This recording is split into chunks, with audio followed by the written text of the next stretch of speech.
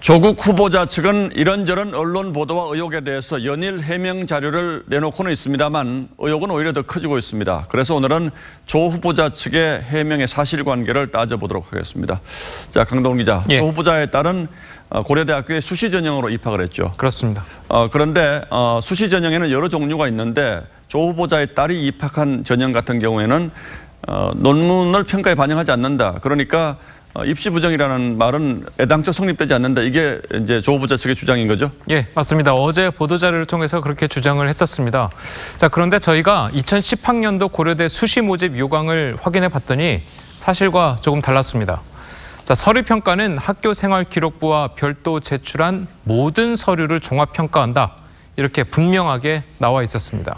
자, 연구 논문 같은 실적도 평가 점수에 포함된다는 말인데요. 예.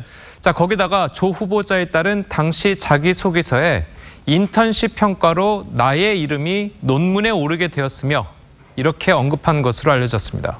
자, 문제 논문의 존재를 밝힌 겁니다. 물론 뭐 비중이 얼마나 되는지는 잘 모르겠습니다만 어쨌든 그 논문이 입시 성적에 반영됐다고 보는 게 맞을까요? 그럴 수도 있겠습니다. 다만 법무부는요, 이 자기소개서에 논문의 일저자라는 내용은 없고 이 논문 원문도 제출된 바가 없다면서 해명을 하긴 했습니다.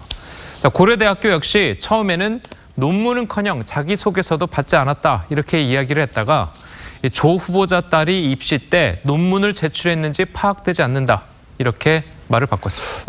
그런데 의사협회에서 이 논문 지도교수를 윤리위반으로 제소했잖아요. 예, 맞습니다. 심하면 교수직을 박탈될 수도 있습니다. 자, 만약에 그렇게 되면 조 후보자의 딸은 어떻게 되는 겁니까? 조 후보자 딸 같은 경우에는요, 일단 논란이 된 논문 덕분으로 대학에 합격된 게 사실이라면 업무 방해죄가 성립이 될 수가 있습니다. 하지만 이 경우에는 공소시효가 지나서 기소 자체는 안 되겠습니다. 자, 결국 지도교수만 뭐 어떤 형태든 처벌을 받게 될 가능성이 있군요. 맞습니다. 자, 그리고 이 사모펀드 문제 관련한 해명을 둘러싸고도 논란이 있죠. 예, 그렇습니다. 이 조국 후보자 측에서는 이 출자 약정 금액은 계약상 추가 납입 의무가 없고 이 계약 당시 추가 납입 계획도 없었다. 이렇게 주장을 하고 있습니다. 예. 자, 그래서 저희가 해당 펀드의 정관을 좀 찾아봤더니요.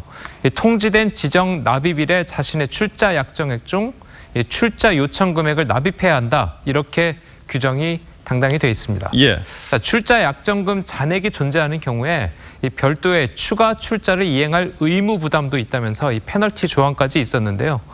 자, 물론 조 후보자 측은 이 처음부터 펀드 운용사와 10억 5천만 원만 납입하기로 했기 때문에 문제가 없고 이 추가 출자 요청도 없어서 이행 의무가 다 면제됐다. 이렇게 추가로 해명을 했지만 자본시장법 위반 소지도 있다는 전문가들의 지적이 나오고 있습니다. 예, 어차피 뭐 이렇게 된 만큼 해당 기관의 자체 조사든 아니면 검찰 수사든 모든 의혹은 다 해소하고 가는 게 좋을 것 같습니다. 예, 예, 강동원 기자 잘 들었습니다.